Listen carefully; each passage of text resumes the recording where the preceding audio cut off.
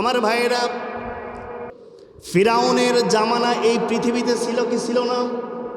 ছিল কি ছিল না? এই ফিরাউন পৃথিবীর ময়দানে কি করে এই শক্তি, এই জুলুম তিনি প্রতিষ্ঠিত করেছেন, আমি আপনাদেরকে 4টা পয়েন্ট বলবো। বলেন তো কয়টা? আরো জোরে বলেন কয়টা? ফিরাউন যখন ক্ষমতায় আসলো, আসার পরে পৃথিবীর ময়দানে 4টা শাসন তিনি চালু করলেন। বলেন তো কয়টা? আরো জোরে বলেন। 1 নাম্বার, তার ক্ষমতার দূরত্ব ছিল 40 বছর। বলেন তো কয় বছর? 40 বছর ক্ষমতায় যখন শাসন আমল ছিল, 10 বছরে তিনি ওই পৃথিবী, ওই শাসনের মধ্যে একটা আইন জারি করেছিল। পৃথিবীর ময়দানে যেখানে সুশাসন, সে সুশাসনগুলো তুলে দিয়া, বলেন তো কি দেওয়া? যেখানে সুশাসন ছিল, সুবিচার ছিল, সেগুলো তিনি 10 বছরে চালু ছিল, কিন্তু এই 10 বছর তিনি উঠিয়ে দেবেন। ক্ষমতার বয়স যখন 20 বছর, তখন টার্গেট নিল আমার রাষ্ট্রে যারা কিতাবের জ্ঞানী, অতএব আলেম, এই আলেমদেরকে নিধন করা। বলেন তো কি করা? আমার কথা বোঝা যায় না? 10 বছর বয়সে পৃথিবীর ময়দান থেকে সুশাসন বিচার তুলে দিলেন, আর 10 বছর বয়সে তিনি আলেম নিধন করে দিলেন, অথবা আলেম পৃথিবীর ময়দানে রাখা যাবে না। 3 নাম্বার, যখন ক্ষমতার বয়স 30 বছর চলে আসলো, ফিরাউন তখন কি করলেন? পৃথিবীর ময়দানে নারী আর পুরুষ একত্রীকরণ করলেন, অতএব তাদেরকে জীবন জীবিকা চাকরি দিয়ে দিলেন। এখন বলেন তো ভাইয়েরা, যখন নারী পুরুষ এক জায়গায় থাকবে, যদি কখনো নারী অথবা পুরুষ যদি 17 ঘন্টা থাকে, 3 ঘন্টা স্বামীর কাছে থাকে, বলেন তো ওই নারীর কাছে পর পুরুষ আপন হবে না স্বামী আপন হবে? এখন আপন হবে কে? পর পুরুষ নাকি?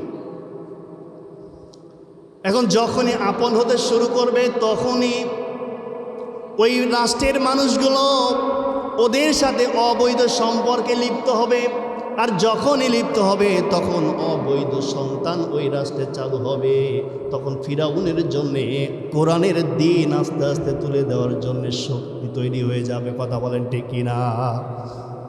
4 নাম্বার, তার ক্ষমতা ছিল পৃথিবীর এই ময়দানে প্রতিটা জায়গায় জুলুমের আঁকড়া তৈরি করবে। বলেন তো কি? জুলুম দুর্নীতির আঁকড়া তৈরি হবে। আজকে পৃথিবীর ময়দানে তাকে দেখেন, দীর্ঘ 16 থেকে 17 বছর নয়, যে ক্ষমতায় ছিল তার টার্গেট ছিল কয় বছর? 41, 51, আর ফিরাউনের টার্গেট ছিল 40। এখন বলেন তো, ফিরাউন কি এই মানুষটির কাছে হেরে গেল, না ফিরাউন এই মানুষের কাছ থেকে জিতে গেল? বলেন বলেন আমার ভাইয়েরা, একবার আসুন। আল্লাহ রব্বুল আলামিন বলেন, পৃথিবীর ময়দানে সবচাইতে আমি আল্লাহ মাকে ভয় করবে কারা এবং মানবে কারা? ইন্নামা ইয়াখশাল্লাহ মিন ইবাদিহিল উলামা। আল্লাহু আকবার বলবেন না? এই পৃথিবীর ময়দানে সবচাইতে আল্লাহকে ভয় করে বেশি আলেমরা। বলেন তো কারা? সবচাইতে পৃথিবীর ময়দানে আল্লাহকে ভয় করে আলেমরা। তার প্রমাণ কোথায়? সূরা ফাতির 22 নম্বর পারা 16 নম্বর পৃষ্ঠার 11 নম্বর লাইনে 4 নম্বর রুকুর 22 নম্বর আয়াতে পাবেন এটা।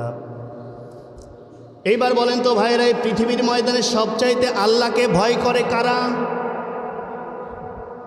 কষ্ট হচ্ছে? আমি কিন্তু সবাইকে নিয়ে কথা বলতে ভালোবাসি। পৃথিবীর ময়দানে সবচাইতে ভয় করে আল্লাহকে কারা? আলেমরা।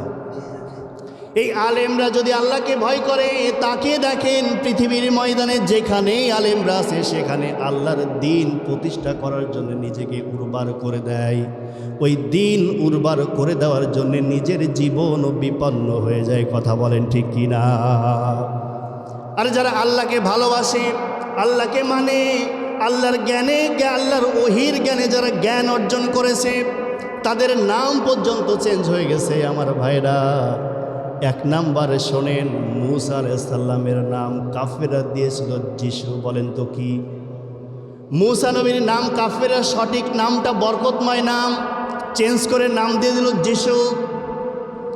ইব্রাহিম আলাইহিস সালামের নাম তারা চেঞ্জ করে দিয়েছিল আব্রাহাম। আমার ভাইরা, মুসলিম বিজ্ঞান ছিল আলকেমি, তার নামও কাফেররা চেঞ্জ করে দিল আলকেমিস্ট্রি। এবার বাংলাদেশের দিকে অন্তত তাকান, যারা আল্লাহর ওহির জ্ঞানে জ্ঞানী, কোরআনের জ্ঞানে জ্ঞানী, জ্ঞান অর্জন করার পরেও যারা আমল করেছে সঠিক, তাদের নামও চেঞ্জ হয়ে গেছে ধর্ষণকারী। কথা বলে ঠিক কিনা? ইতিমধ্যে হয়তো জানেন মরহুম শহীদ আল্লামা দেলোয়ার হোসেন সাঈদী, উনি যদি কাফেরদের শত্রুদের কথাগুলো মেনে নিতেন, আল্লাহর কসম খেয়ে বলছি, ওনাকে হসপিটালের বেডে ইঞ্জেকশন পুশ করে ওরা মারতো না।